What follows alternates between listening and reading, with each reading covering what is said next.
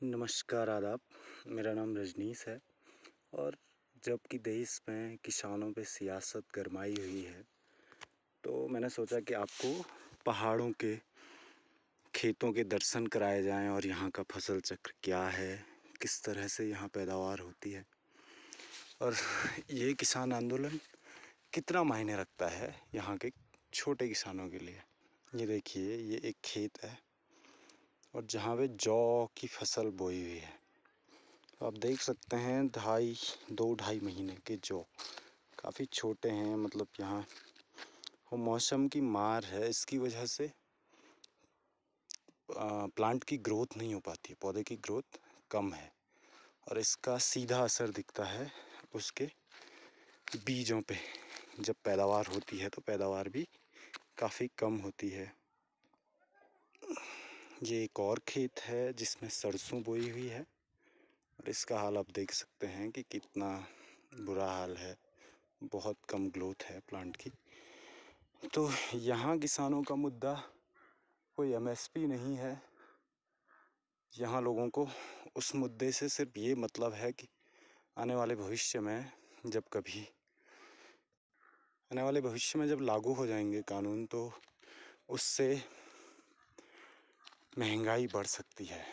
और मूल रूप से यहाँ अगर किसी का फोकस है किसान आंदोलन की तरफ या उन 3 काले कानून जिनको कहा जा रहा है, तो यही है कि महंगाई बढ़ेगी और जब प्राइवेट सेक्टर के हाथों में सब कुछ चला जाएगा तो हो सकता है कि लोगों को सामान जो आज की रेट पे मिल रहा है वो और महंगा मिले।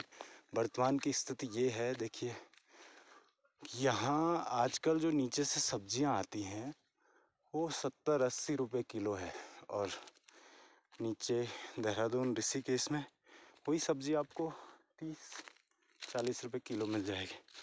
तो यहाँ सर्दियों में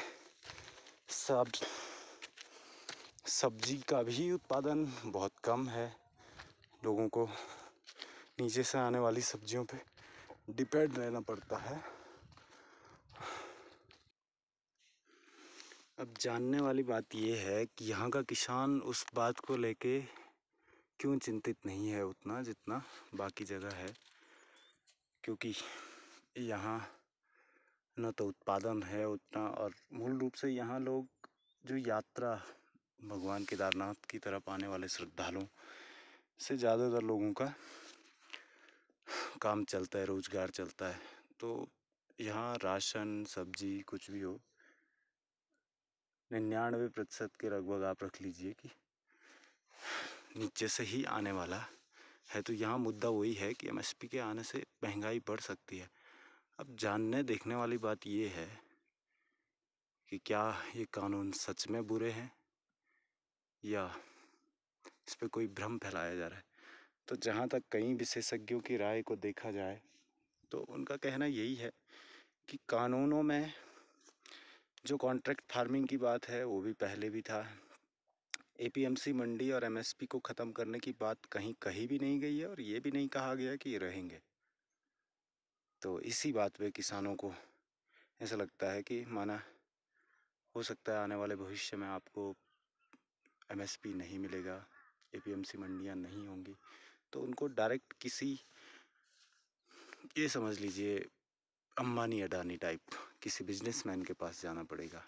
और इसी बात पे सियासत गरमाई हुई है कि मोदी और भाजपा सभी चीज़ों का प्राइवेटाइजेशन कर रहे हैं, क्योंकि कई चीज़ों को इन लोगों ने कोशिश करी है। एयर इंडिया को भी इन्होंने प्राइवेट करने की कोशिश करी है और अभी अभी खबरें आई हैं कुछ दिन से कि बीएसएनएल भी अपने कुछ टावर लाइंस को देने जा रहा है।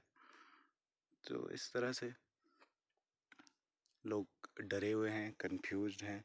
लोगों को लगता है कि हो न हो कहीं आने वाले भविष्य में अंधेरा और घना हो जाए। और केंद्र सरकार का अपना मानना यही है कि हम जो कर रहे हैं उससे भारतीय किसानों की आमदनी बढ़ेगी, उनका जीवन स्तर बढ़ेगा।